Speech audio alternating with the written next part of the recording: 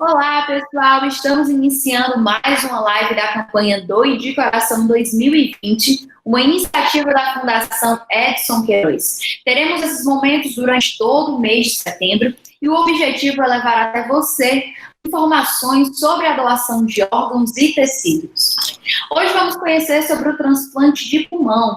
Para isso, recebemos a doutora Luciara Gomes Catunda, que é coordenadora clínica do Serviço de Transplante de Pulmão do Hospital de Messejana e pneumologista do Hospital Universitário Walter Cantídio. Doutora, muito obrigada pela sua presença. Boa tarde, Bruna. Eu que agradeço o convite pela nossa participação aqui nesse espaço, né, de poder passar um pouquinho da nossa experiência e divulgar um pouco mais também em relação ao nosso serviço de transplante de pulmão. Bom, e a primeira pergunta é: como que funciona o transplante de pulmão? Então, o transplante de pulmão, ele é hoje em dia mundialmente, né, usado como uma opção de tratamento para a doença pulmonar crônica avançada, cuja expectativa de vida dessa doença é menor que 2 anos e cujo tratamento com outras terapias, sejam elas clínicas ou cirúrgicas, já foram realizadas, mas não obtiveram êxito. O paciente continuou piorando progressivamente até chegar a necessitar de um transplante de pulmão. Desde o início do primeiro transplante realizado na América Latina, que aconteceu em 1989, que foi realizado no Rio Grande do Sul pelo Dr. Camargo, o transplante de pulmão ele vem se firmado como uma terapia eficiente e eficaz para o tratamento dessas doenças, dessas pneumopatias avançadas, e tem mostrado excelentes resultados no aumento da sobrevida desses pacientes e também na melhora da qualidade de vida desses pacientes. Infelizmente, pensando na dimensão continental do nosso país, nós temos pouquíssimos centros transplantadores de pulmão em atividade no Brasil. Para você ter uma ideia, apenas 7 centros de transplantes aqui no Brasil estão em atividade, sendo que 6 centros estão localmente isolados lá no Sul e Sudeste, e apenas um, que é o nosso, que foi pioneiro do Norte e Nordeste, a realizar os transplantes de pulmão. Então, existe uma desigualdade nessa imensidão. E a gente, então, acaba recebendo toda a nossa população aqui do estado do Ceará, e também temos muitos transplantados de outros estados do Nordeste, como principalmente Recife, temos da Paraíba, temos do Rio Grande do Norte, temos pacientes vindos de São Luís, assim como lá do Norte temos de Roraima, temos de Belém, temos de Manaus.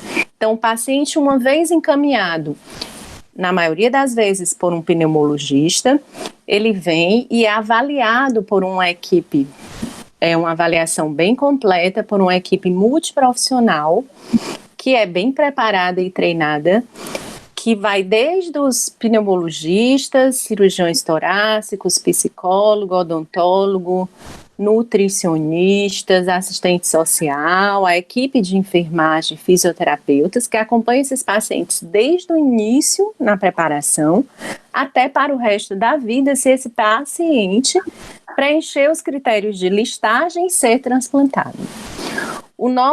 A nossa lista no Brasil, ela é a lista individual de cada centro. E nossos doadores são pacientes cadavéricos que tiveram a morte encefálica, geralmente por trauma ou acidente. Né? Nossos pacientes listados, eles são alocados de acordo com a ordem em que são listados, e eles têm que seguir também na alocação um critério de compatibilidade. primeiro critério que eles seguem é a compatibilidade sanguínea pelo sistema ABO. O segundo critério, que é uma particularidade do órgão pulmão, é o critério da compatibilidade do tamanho da caixa torácica. Muitas vezes, eu, por exemplo, estou esperando um órgão, encontro um doador que tem o meu mesmo peso, a minha mesma altura e o mesmo sexo, mas como eu tenho uma doença de base, por exemplo, que é o enfisema, que me leva a ter uma capacidade pulmonar total muito aumentada, eu não posso receber aquele órgão, porque eu preciso de um pulmão maior, que ocupe toda a caixa torácica, já que o meu pulmão doente era aquele pulmãozão insuflado, inchado. Então, tem essas particularidades, e o terceiro critério é o critério da compatibilidade imunológica. É feito um painel imunológico desse paciente receptor, que a gente cruza com o painel do doador, e se houver o cross-match, que a gente chama positivo, esse receptor já é contraindicado. Então, é toda essa complexidade para chegar na doação. Realmente, e assim, doutora, em quais casos é indicado fazer esse tipo de procedimento? Existem doenças específicas? Bom, são pacientes, né, que, como eu já falei, que tem essa doença pulmonar crônica avançada, que apesar do tratamento da doença de base, eles continuam progredindo e chegam a quadros da insuficiência respiratória, né, que cada doença de base chega ao critério.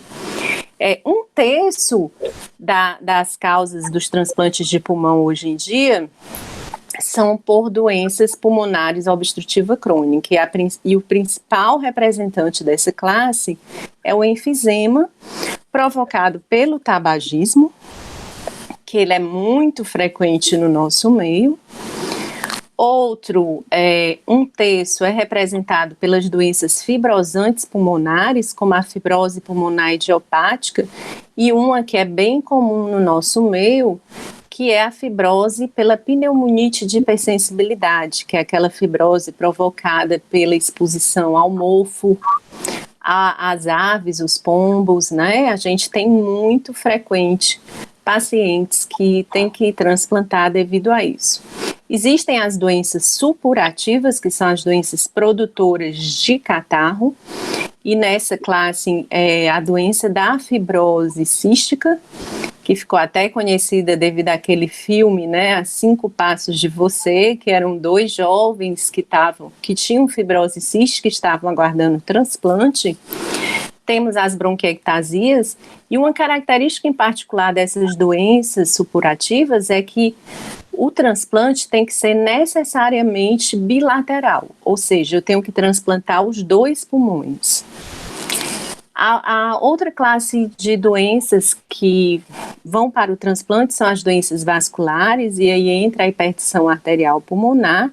Também é uma classe que necessita de um transplante bilateral. E outra causa de indicação para o transplante pulmonar, que são as causas mais raras, tem as doenças císticas do pulmão, como a linfangioleumimatose, a silicose, a sarcoidose, a asbestose. Então, todas essas doenças podem ser encaminhadas para o transplante de pulmão. E, doutora, existem riscos para o receptor no transplante de pulmão? Sim, né? Considerando que o pulmão ele é um órgão que tem algumas particularidades que o tornam de maior complexidade cirúrgica no intra e no pós-operatório, por ser um órgão que tem uma característica que está em constante exposição, né? Nós estamos diretamente ligados, os nossos pulmões, ao meio externo. E por isso tem uma maior suscetibilidade a infecções e também a rejeições. Então, no período pós-operatório, é o período mais crítico do transplante pulmonar, né? Os pacientes, eles passam por complicações que vão desde as complicações relacionadas à imunidade, a complicações relacionadas a perfusões, né? E aí se destaca a primeira complicação que acontece nas primeiras 72 horas, que é a disfunção primária do enxerto.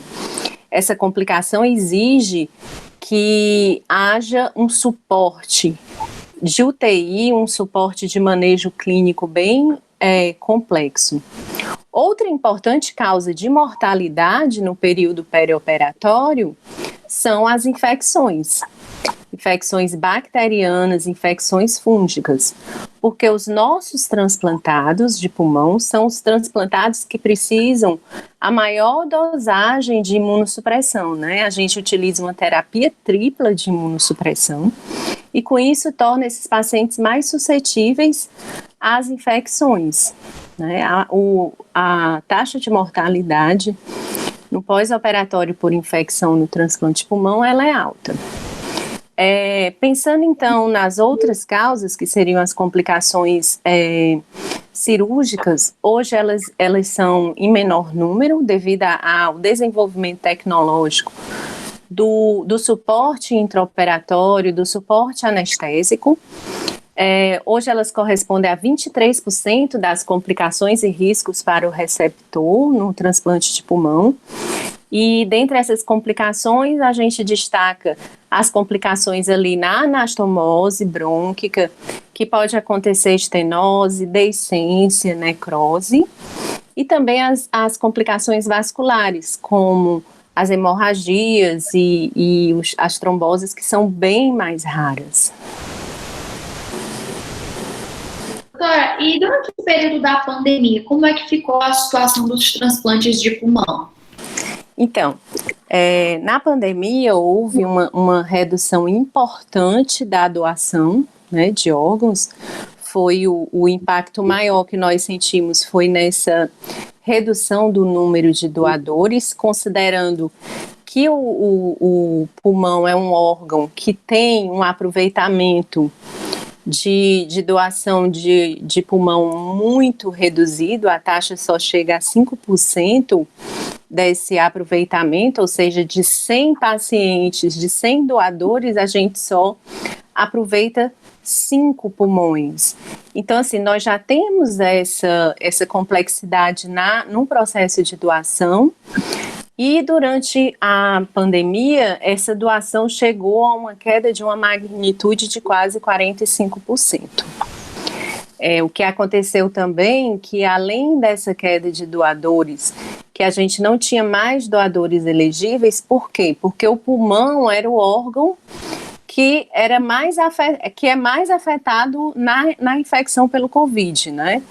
Então, é o primeiro que sofre a inflamação, a infecção com sequelas. E outro